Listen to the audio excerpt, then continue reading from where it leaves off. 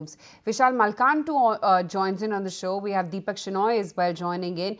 Vishal, hi, afternoon. Any stocks that are looking good to trade right now? Anything that you may have spotted? Yes, good afternoon. I think we just got shy of 25,000, which looks like a psychological number and some kind of selling pressure, but not in a big way. So the best part is even the banking sector, which was behind, has been in the limelight today, especially the PSU banks. The stock specific movement, which I'm tracking today, a couple of stocks. One is IEX, which has broken out that resistance about 185. And I look for a good swing trade here for next few days up to a target of 210 to 215 in that specific stock. And the second one would be IOC, which again has broken about that levels of 178 on closing basis. So again, a target of 200 is not too far. Banking names, Vishal, Bandhan Bank, which has managed to gain further ground, actually 14% right now. PNB is doing quite well, and a lot of other banking names like a City Union Bank, etc. Any top bets within banking? So I like to go with Federal Bank as my top pick, which has again been hovering around that 200 mark, which is I think a good psychological number. From here, we can look at target of 230 to 240 in the next few trading weeks, and with a strict stop loss of 192. Okay, point taken. So that's the top bet right now within the banking universe. What else is happening in the market in the last 15-20 minutes? Well, it is names like Godrej Consumers, which has managed to perk up a bit. Ircon International is the other one. And Finolex Industries is also gaining ground. There were flashes running for you at the bottom of the screen as to how Jeffries has actually increased the target price on that one. It stands at 380 rupees a piece. We were speaking with the management earlier who talked about how they are completely rejigging their portfolio in terms of being only an agri-focused company to expanding their other, diversifying their business as well. And they were talking about an improvement from here on. But we also have Deepak Shenoy joining us on the show right now. Deepak, hi, good to be speaking with you. What do you make of the market mood right now? Because there are people who are waiting for dips to come by. They're calling the markets a bit more frothy, expensive, difficult to find ideas. But the liquidity gush really continues and the market continues to trend higher. Thanks, Anisha. Indeed, in fact, I think people who've been waiting from pre-election times for the market to dip, they got one. They thought it'll be another bit of a dip after that, and then the market went up. Last week we saw it's less than a week now, and we've seen capital gains tax increase, and still the market seems strong. So today, I think the Nifty is kind of lackluster. If you look at the broad market, it's up more than 1% overall. So I think there's a lot of buying pressure in this market. Perhaps the fundamentals, you could argue, have been frothy for over 6 months now, but the market continues to have run higher.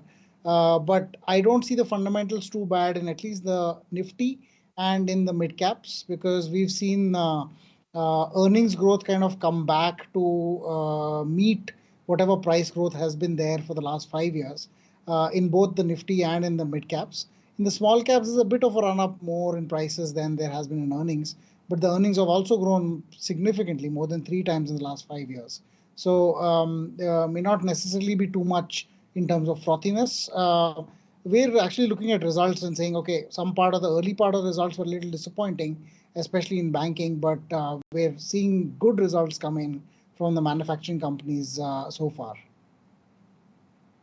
And Deepak, looking at manufacturing, do you think the valuations are justified? And I mean, do the stocks have further headroom to go from these levels?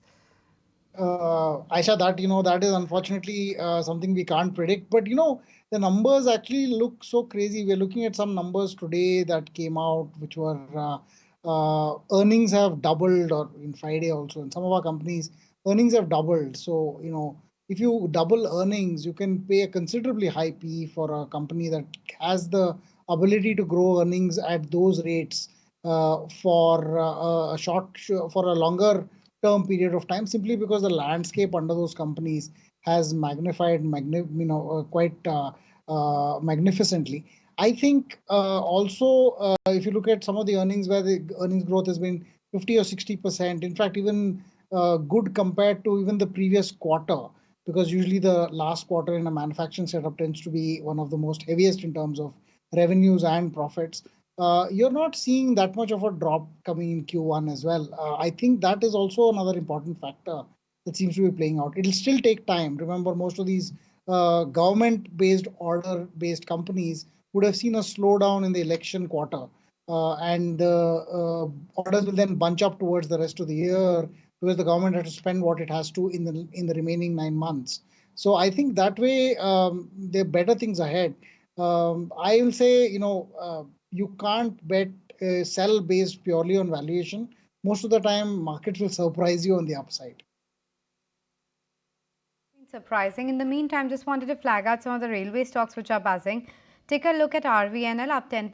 Ircon is doing quite well with that 9% gain. You also have IRFC which is up a solid 7%.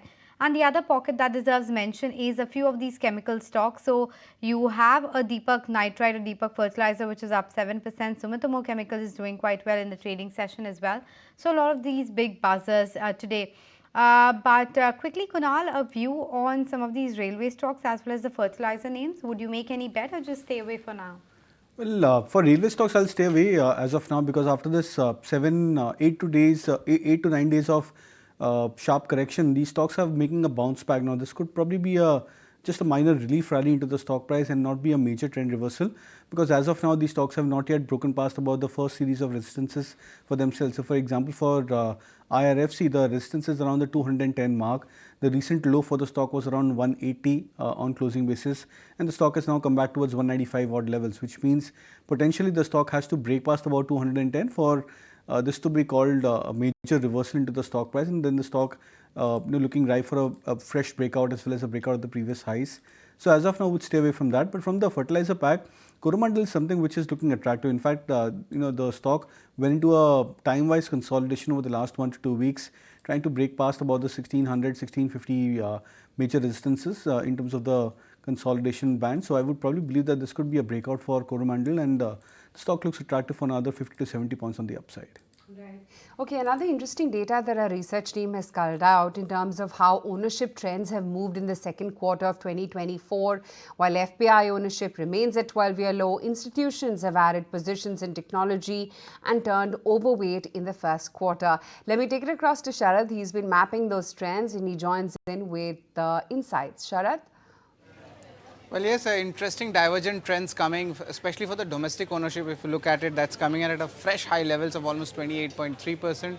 And also the FPI ownership, if you look at it, it remains at a 12-year low of almost 23.5%. Now, the institutions have added positions in tech as well. But overall, how the changes in ownership has happened, and as per Morgan Stanley's report, especially the FPIs, if you look at it, there has been sequential decline as well as a year-on-year basis decline. And on the other hand, for the domestic mutual fund, the story is different. Almost 48 basis points rise sequentially, while on a year-on-year basis, it's 127 basis points. But look at the Indian public, these numbers also sequentially and year-on-year basis, there is a decline. But if you look at since December 2014, that's where the participation has actually increased almost 129 basis points when it comes to the changes in the ownership. But the question remains is, which are the stocks which have been most bought in the quarter gone by? And of course, if you look at it, FPIs have made the biggest purchases when it comes to Vodafone Idea. For the promoters overall, it has been Ambuja Cement, domestic mutual fund, the name is Indus Star, while for the Indian public retail interest, it is Z Enterprises. We spoke about the purchases, but the sales is also there in focus. If you look at it, FPIs have actually sold. If you look at the number that is coming in is Kotak Mahindra Bank. Promoters, it's Vodafone Idea, domestic mutual fund, Z Enterprise comes to the list. And lastly, Indian public, the retail has been selling the highest when it comes to the total quantum, that is Ashok Leland. Also, Morgan Stanley's view, how it stands totally. If you look at it, financials, consumer industrials, technology, these are the three sectors where they are overweight, while for the other sectors, they are completely underweight. Thanks so much for that. That's the interesting data that Morgan Stanley has also been talking about.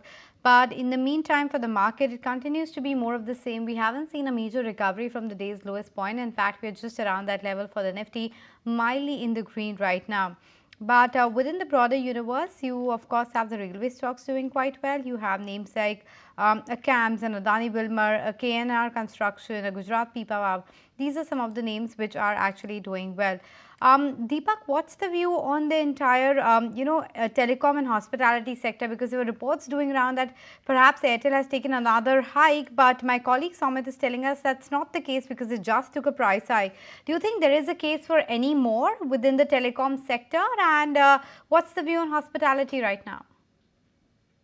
Telecom, Anisha, I think has a interesting. I mean, of course, there's just three players left now for the meeting for the most part, and Vodafone, while being one of the largest players out there earlier, has been losing market share consistently, and even with these new fundraisers that they have been doing and all that, they haven't been able to meaningfully reinvest in the business to be able to at least even retain their current market share. So I think the spoils seem to be going to the top two, and we have ownership in them, so very biased. But I think we'll see more of this pan out towards the top players, and they will make they have been able to raise rates without a meaningful pushback from customers. So I think part of this will mean that they will probably experiment with more price hikes, perhaps later in the year or next year, in order to figure out what the right price point is eventually. On hospitality, we're long the hotel industry. We should have been probably long airlines, but honestly, a miss there. But it's been an incredible time for even the summer. I think the results are going to come out quite positive, because I think more Indians are taking ownership or participating in some of the luxury hotels, many of whose brands are listed. So you're going to see a very interesting result, I feel, going forward, especially where you have a lot of demand coming in from urban households willing to travel within India, willing to travel to high-end luxury, and room rates have actually gone up without too much of a murmur. So for the first time in a long time, you have some kind of pricing power coming to the owners of the hotels. So in that context, of course, I'm bullish, and I have some positions here. But I think, I think there's going to be more to come. Capacity is still about 2 or 3 years more away before there can be fresh capacity that will take prices down. Absolutely. Deepak, good to have you on the show. Thanks as always for taking the time out.